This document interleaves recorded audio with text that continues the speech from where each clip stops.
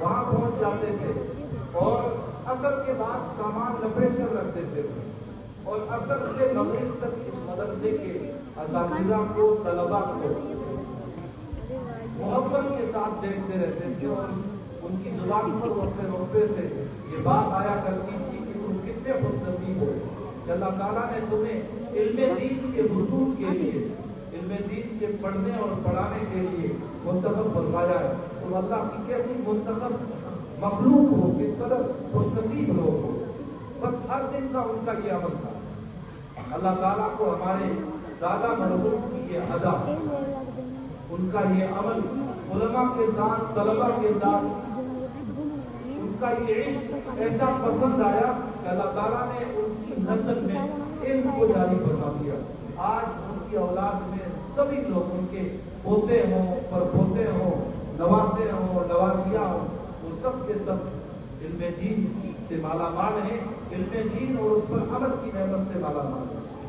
اگر ہمارا بھی علم دین سے علماء دین سے رشتہ ہوگا تو صرف نہ یہ کہ اپنا ذاتی فائدہ ہوگا بلکہ نسلوں کا انشاءاللہ فائدہ ہوگا. میں نے ایک حدیث پیش کی تھی خطبے میں کہ جس آدمی کو موت آ جائے اس حال میں کہ وہ علم حاصل کر رہا ہو تو ایسے خوش نصیب آدمی کے درمیان اور نبیوں کے درمیان جنت میں صرف ایک درجے کا فرق ہے اور وہ درجہ درجۂ نبوت ہے. اس کے علاوہ کوئی فرق نہیں. اتنی انبیاء سے ان کی قربت ہوگی. نبی پاک علیہ السلام کے فرامین بعض دفعہ اللہ تعالیٰ اہل دنیا کو ظاہر کی آنکھوں سے دکھاتے ہیں. دارالعلوم دیوبند میں 47 سے بھی پہلے کی بات ہے. مولانا شمس الحق افغانی رحمۃ اللہ علیہ استاد تھے. افغانستان کے رہنے والے تھے اور دارالعلوم دیوبند میں استاد تھے. اور حکیم الاسلام حضرت مولانا قاری محمد طیب صاحب کا وہ زمانہ اہتمام تھا. تو اس زمانے میں اتنی سختیاں نہیں تھی, پابندیاں نہیں تھی اور ممالک کے طلبا بھی پڑھنے کے لیے آسانی سے آ جایا کرتے تھے. تو افغانستان کا ایک طالب علم دورہ حدیث میں پڑھ رہا تھا, بیمار ہوا اور کچھ ہی دن کے بعد انتقال کر گیا دیوبند میں. اساتذہ نے مشورہ کیا کہ اب کیا کرنا چاہیے. تو مشورے سے یہ طے پایا کہ بچے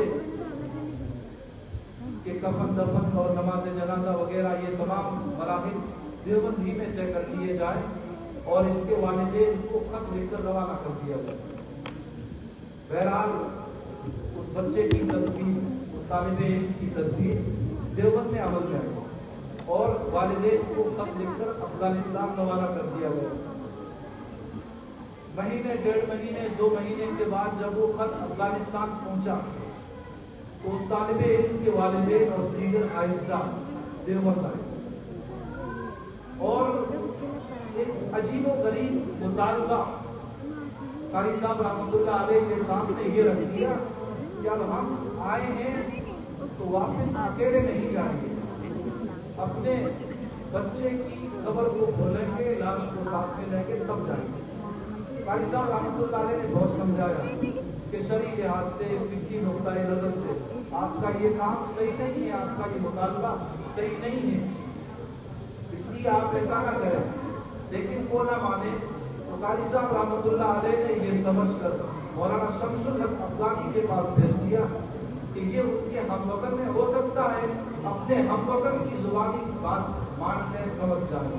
بہرحال یہ لوگ مولانا شمس الحق افغانی کے پاس گئے اور وہاں یہ اپنا مطالبہ رکھا.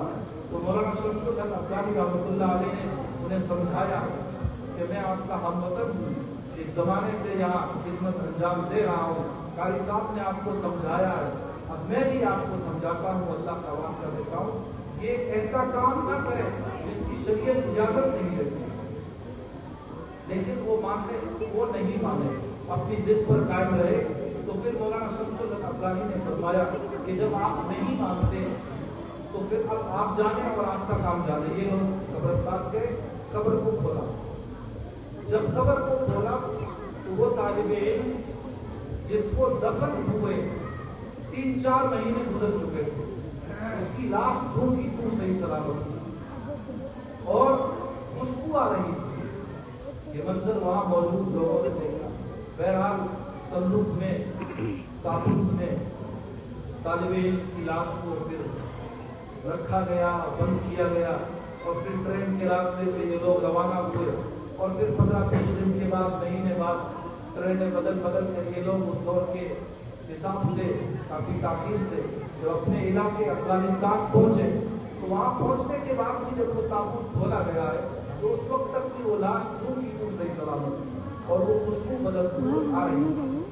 یہ جو کچھ ہوا یہ اگرچہ صحیح نہیں ہوا، لیکن اللہ تعالیٰ نے یہ جو دکھایا کہ طالب علم کے ساتھ، دینی علم حاصل کرنے والے کے ساتھ اللہ تعالیٰ کا جو خاص معاملہ ہوتا ہے، اللہ تعالیٰ کی جو خاص عنایات طالب علم کے ساتھ، حافظ قرآن کے ساتھ، جس کی جانب ہمارے مشہور مقرر حضرت مولانا قاری محمد محمد صاحب نے بھی بڑی خوبصورتی کے ساتھ اشارے فرمائے، اللہ تعالیٰ نے اس کا ایک عملی نمونہ ظاہر کی آنکھوں سے اہل دنیا کو دیوبند کی سرزمین میں دکھایا۔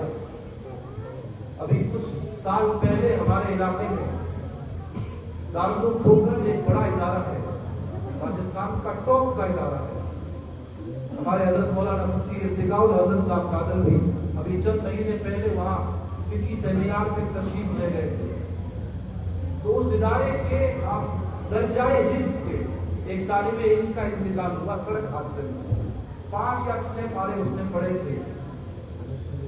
انتقال کے بعد ان کے سگے دایا ہے مفتی محمد یوسف صاحب قاسمی دامت برکاتہ، انہوں نے خواب دیکھا کہ میرا بھتیجا آسمانوں پر وہ طالب علم ہے اور حضرت ابراہیم خلیل اللہ علی نبینا علیہ الصلوۃ والسلام استاد ہیں، وہ استاد بن کر حضرت ابراہیم علی نبینا علیہ الصلوۃ والسلام کے سامنے